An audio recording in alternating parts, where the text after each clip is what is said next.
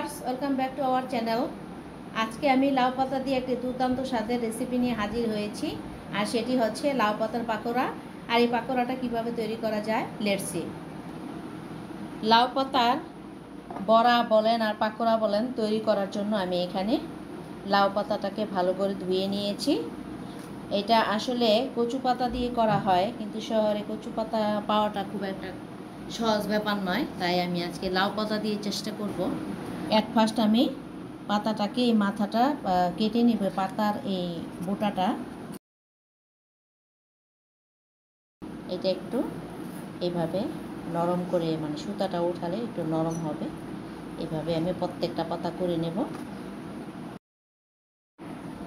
পাতাটা আমার রেডি। এখন আমি বেসনটা গুলিয়ে নিব।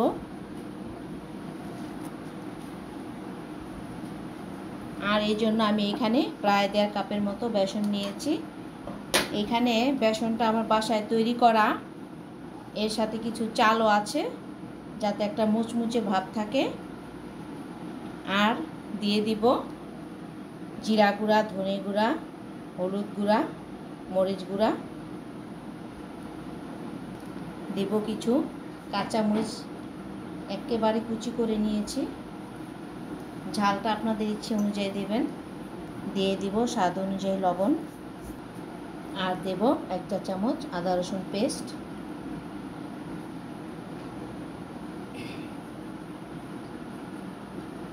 ফার্স্ট আমি এটাকে মিশিয়ে নিচ্ছি।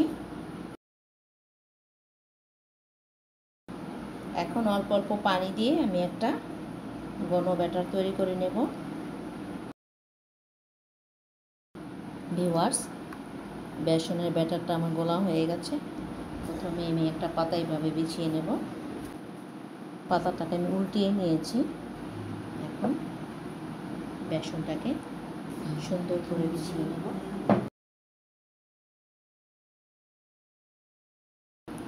ভিউয়ার্স, যারা আমার রেসিপিটা এখন দেখছেন, এখনও সাবস্ক্রাইব করেননি, প্লিজ সাবস্ক্রাইব করুন।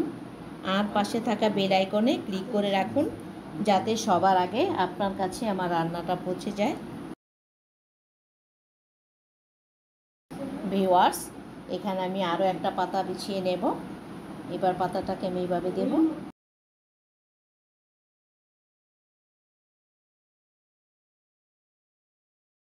ভিউয়ার্স, বেসনটা আমার দেওয়া হয়ে গেছে। এখন পাতাটাকে সুন্দর করে মুড়ে নেব।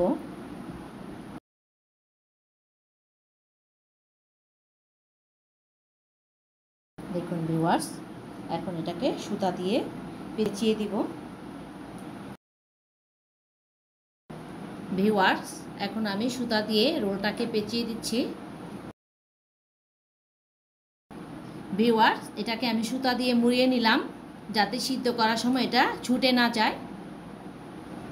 ভিউয়ার্স, আমি একটা পাত্রের মধ্যে পানি গরম বসিয়েছি, মাঝখানে একটা বাটি দিয়েছি, আর এই স্ট্যান্ডের মধ্যে আমি এই রোলটাকে বসিয়ে নিয়েছি। এখানে 2টা রোল বসানো যায় না, বিধায় আমি একটা দিলাম, আবার পরবর্তীতে আরেকটা দিয়ে ভাপিয়ে নেব।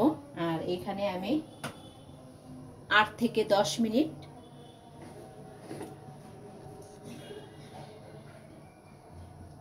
ভাপিয়ে নেব। ভিউয়ার্স, লাউ পাতার রোলটা আমার সিদ্ধ করা হয়ে গেছে। আমি সুতাটা ছাড়িয়ে কেটে নেব। আর এই কাজটা আস্তে আস্তে করতে হবে, খুবই আলতো হবে।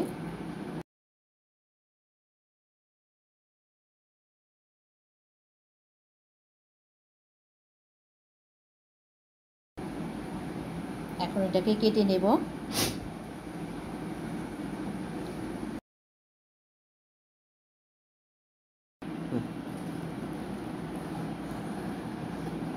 ভিউয়ার্স, দেখুন এভাবে আমি পরবর্তী রোলটাও কেটে নেব।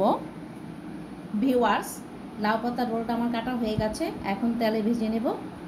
ভিউয়ার্স, চুলায় একটা প্যান বসিয়ে তেলটা গরম করে নিয়েছি। এখন ভেজে নেব পাকোড়াগুলো।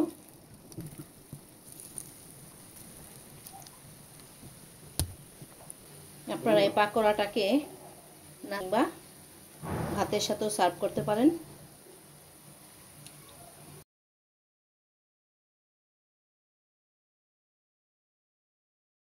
ভিউয়ার্স, পাকোড়ার এক সাইড ভাজা হয়ে গেছে, এখন আমি উল্টিয়ে দিলাম।